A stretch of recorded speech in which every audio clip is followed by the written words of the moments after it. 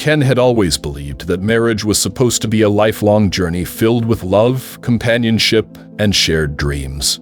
But over the years, something had changed. The warmth, the excitement, the laughter, all of it had slowly faded away. What was once a source of joy had now become a routine, a duty he felt obligated to fulfill rather than something he truly wanted. At first, he ignored the feeling. He told himself that every relationship goes through rough patches, that maybe it was just stress from work or the pressures of daily life. But deep down, he knew the truth. He no longer felt the same way about his wife, Frida. The late-night conversations had stopped.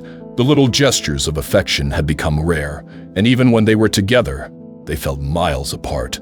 One day, while at work, Ken met a young woman who seemed to remind him of what he had lost. She was lively, full of energy, and most of all, she made him feel seen in a way he hadn't felt in years.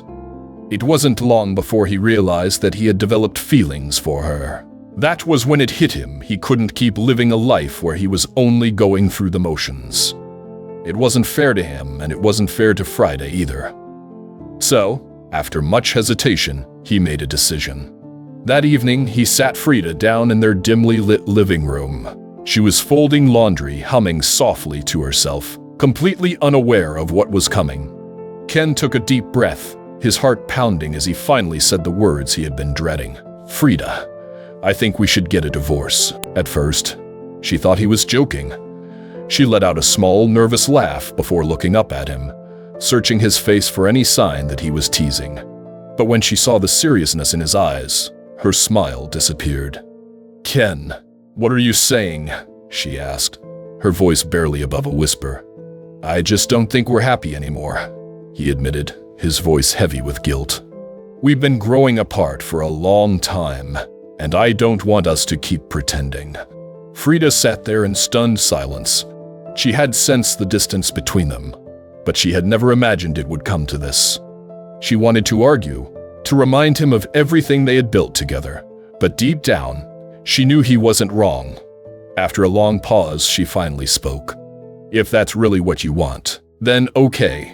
And just like that, their 10-year marriage came to an end, not with a fight, but with quiet acceptance and a deep, unspoken sorrow. The courthouse was cold and impersonal, its walls lined with somber-looking couples waiting for their turn to officially separate. Ken and Frida sat side by side, the silence between them heavier than it had ever been. The paperwork was done, the signatures had been placed, and just like that, they were no longer husband and wife. No arguments, no last-minute pleas, just the quiet, formal end of a 10-year marriage. As they walked out of the building, Ken glanced at Frida. The evening sun was setting, casting long shadows on the pavement. For the first time in years, they were no longer bound to each other. They were free, yet somehow, the feeling wasn't as liberating as he had expected. He cleared his throat, hesitating before speaking. "It's getting dark," he said, forcing his voice to sound casual. "Want to go grab some dinner?" Frida looked at him, clearly caught off guard by the suggestion. A small, ironic smile played at the corner of her lips. "Well," she said after a moment, "I did hear about this restaurant. Apparently, it's designed for divorced couples. Want to check it out?" Ken raised an eyebrow. "A restaurant for divorced couples," he repeated, intrigued. She shrugged. Why not? Without much thought, they hailed a cab and made their way there. The place, called Diverseal, was tucked away in a quiet part of the city. From the outside, it looked like any other upscale restaurant, warm lights glowing through the large windows, the soft hum of conversation filtering through the entrance. As they stepped inside, a waitress greeted them with a polite smile, leading them through a dimly lit hallway before opening the door to a private dining room. The atmosphere was intimate, almost unsettling given the circumstances. A small candle flickered on the table, the soft scent of jasmine lingering in the air. Once they were seated, the waitress handed them menus and left them alone for a moment. Ken tapped his fingers on the table, glancing at Frida, who was studying the menu with an unreadable expression. "So," he said, trying to fill the silence, "I guess we should order." Frida let out a small laugh, shaking her head. "You go ahead." Ken frowned. "No, you should order." The waitress, returning at just the right moment, smiled and said, "Actually, we have a rule here. The gentleman orders the lady's favorite dishes, and the lady orders the gentleman's favorites." Frida nodded immediately. "All right then. Steamed fish and cold mixed cucumber and sauce, and no garlic, he doesn't like it." Ken froze. His mind went blank. He had no idea what her favorite dish was.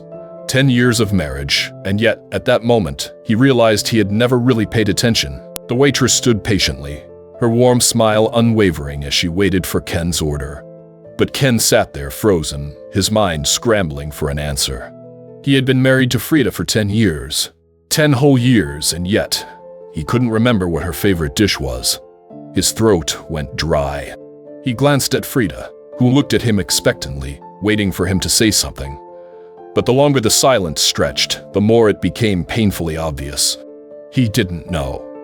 Ken let out an awkward chuckle, trying to brush off the embarrassment. Let's just go with this for now," he finally said, nodding toward the dishes she had ordered. "These were our favorites, right?" Frida didn't say anything, but the small, almost imperceptible sigh she let out told him everything. The waitress, seemingly unfazed, continued with a polite smile. "Before your meal, we also recommend trying our signature drinks," she said. "They are designed especially for couples who are dining here. Would you like to try them?" Ken and Frida exchanged a glance before nodding. "Sure," Ken said. A few minutes later, the waitress returned, carrying 2 uniquely colored drinks. One was a light blue, filled with cracked ice that shimmered under the dim light. The other was a deep red, with steam curling gently from the surface. "This drink is called Half Flame, Half Ocean," the waitress explained as she carefully placed the glasses in front of them. "It represents the duality of emotions in a relationship: passion and calm, warmth and distance." Ken stared at the drinks, something about the metaphor hitting a little too close to home.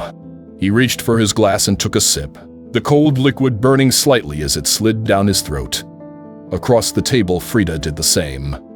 For a moment, they just sat there, the quiet between them filled with 1,000 unspoken words. The waitress, as if sensing the tension, suddenly knocked gently on the door before stepping inside once again. This time, she held a single bright red rose in her hand. "Sure," she said softly, turning toward Ken. "Do you remember the first time you gave a rose to this lady?" Frida's breath caught in her throat. Ken blinked, caught off guard by the sudden question. The memory came rushing back: the first Valentine's Day they spent together. The nervous excitement he had felt when handing her a single rose, the way her face had lit up with a smile. But that was years ago. When was the last time he had given her flowers? He couldn't remember. The waitress continued, her voice gentle. "Now that everything is over, would you like to give her a rose for the very last time?" Ken hesitated. Frida looked down, her fingers tightening slightly around her glass. After a long pause, she shook her head. "No, thank you," she murmured. And for the first time that evening, Ken felt an ache deep in his chest. Ken sat in silence, staring at the rose in the waitress's hand. A simple flower so small, yet carrying so much weight. He could still remember the first time he had given Frida a rose. It was 10 years ago on their first Valentine's Day together. Back then, everything had felt new and exciting. He had been nervous, hoping she would like it. And when she smiled, her eyes shining with happiness, he knew he had done something right. But that was a long time ago. Years had passed, and along the way, he had stopped doing little things like that. He hadn't even realized when he stopped or why. He had simply let time slip by, assuming that love, once established, would always remain.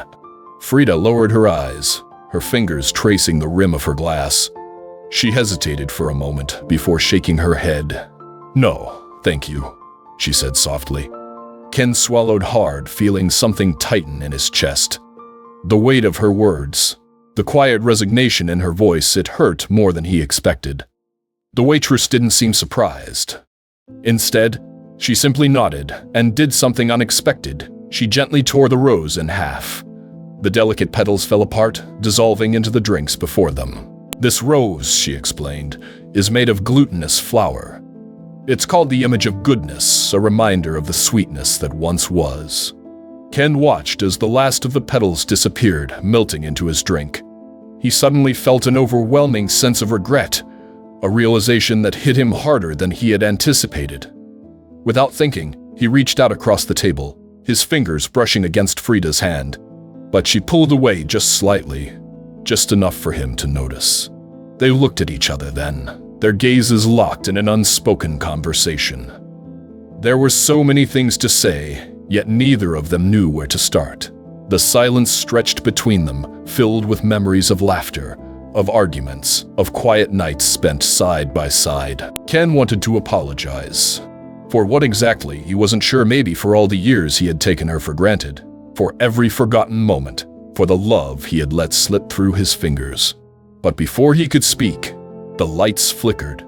Then, without warning, the entire room went dark. A shrill alarm rang out, piercing through the silence. Then came the smell of smoke. Panic surged through Ken's veins as he instinctively jumped to his feet. Somewhere in the darkness, chairs scraped against the floor, voices shouting in alarm. "Fire!" someone yelled. "Everyone, get out, hurry!" Without hesitation, Frida grabbed onto Ken's arm, her fingers digging into his sleeve. "Ken," she whispered, her voice trembling, "I'm scared." And just like that, everything else faded away. The moment the alarm went off, chaos erupted. The once peaceful restaurant was suddenly filled with the sharp sound of sirens, the unmistakable scent of smoke drifting through the air.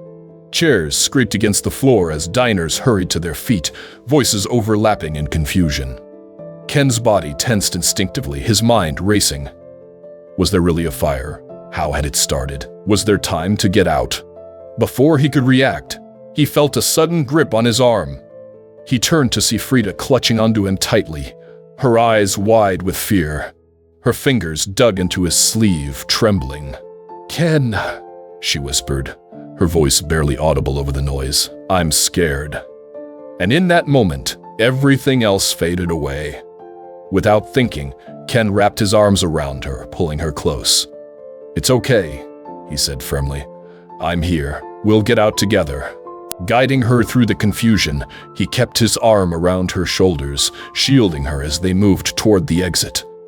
Other diners were rushing past them, their voices urgent, their footsteps hurried. The dim lighting made it difficult to see, but Ken was focused on one thing, only making sure Frida was safe. When they finally stepped outside, he exhaled in relief. But something felt off. There was no fire. The street was quiet, undisturbed. No flames, no smoke, no firefighters. Just a handful of confused diners standing outside, exchanging puzzled looks. "What the hell?" Ken muttered under his breath. Just then, the restaurant's front door swung open again, and the same waitress who had been serving them stepped outside, smiling as if nothing had happened. "Apologies, sir, madam," she said politely, folding her hands in front of her. "There is no fire." Ken blinked. What? "The smoke was made on purpose," she continued, still completely composed. "It's part of the dining experience. The fourth dish, if you will." Frida, still gripping Ken's arm, looked at the waitress in disbelief. "The fourth dish," she repeated. The waitress nodded. "Yes, it's called Choice of Hearts." For a moment, neither Ken nor Frida spoke. The air between them felt different now, heavier somehow. The fear and adrenaline from the last few moments hadn't completely faded, and yet, something had shifted. Ken looked down at Frida, realizing that she was still holding on to him. And not just clinging, the way she used to when they first fell in love, back when he was the person she turned to in moments of uncertainty. She must have realized it at the same time because she suddenly let go, stepping back slightly. But the warmth of her touch still lingered. The waitress smiled knowingly. "Would you like to return to your table?" Ken didn't even hesitate. "Yes," he said, looking at Frida. "Let's go back inside." For the first time that evening, she didn't argue. She simply nodded. And as they walked back in, Ken felt something he hadn't felt in years: hope. As they stepped back into the restaurant, something felt different. The fear from moments ago had faded, replaced by an unspoken realization between them. The dim lighting, the flickering candle on their table, the warmth of the air, it all felt heavier, as if the atmosphere itself was urging them to say something, to acknowledge the emotions they had been suppressing for so long. Ken and Frida sat down again, but this time there was no awkwardness, no forced conversation. They simply looked at each other, and for the first time in a long time, it felt real. Ken took a deep breath. "Frida," he started, his voice softer than before. "What the waitress said earlier, about the first rose I gave you, I can't stop thinking about it." Frida lowered her eyes, her fingers brushing lightly against the table. "Yeah," she murmured, "me too." He hesitated, choosing his words carefully. "I don't know when it happened.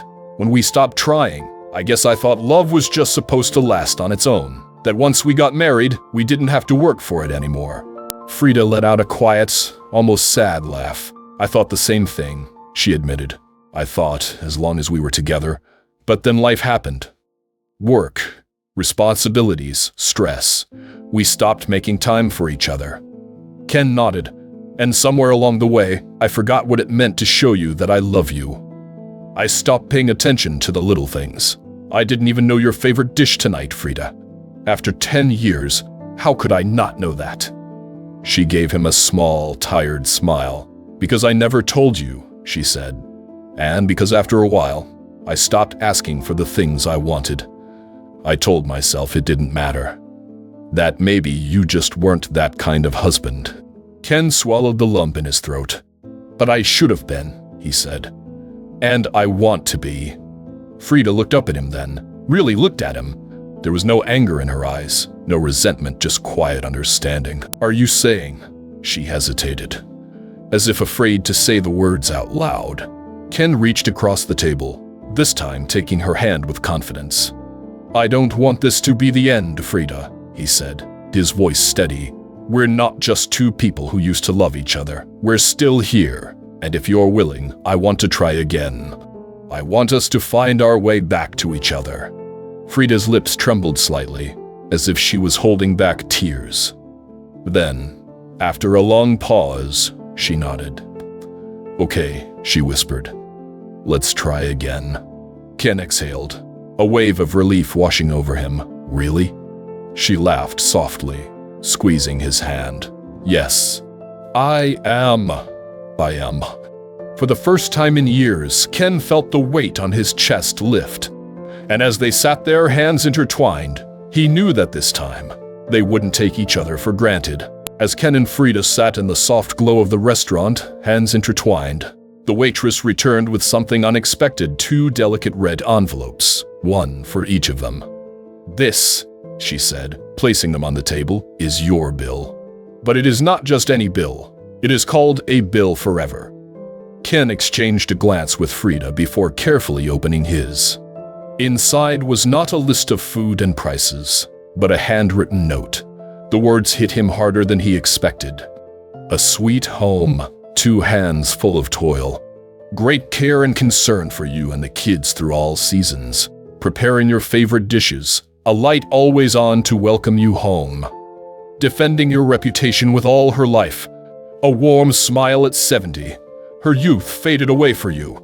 This is your wife." Ken's throat tightened. He felt an ache deep in his chest, a mix of guilt and love washing over him all at once.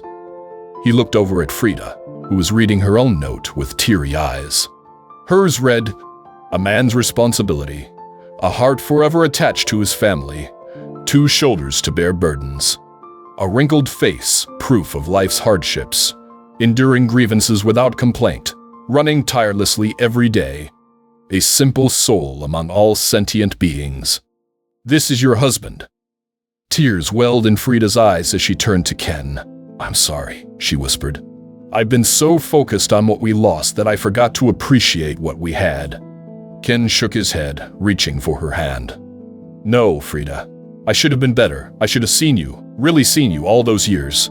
But I didn't. And I regret that more than anything." They sat in silence, both absorbing the weight of those words. Then, without hesitation, they leaned into each other, their foreheads gently touching, tears silently slipping down their cheeks. At that moment, the restaurant manager, who had been observing from a distance, smiled to himself. He had seen many couples come through these doors, some reconciled, some didn't.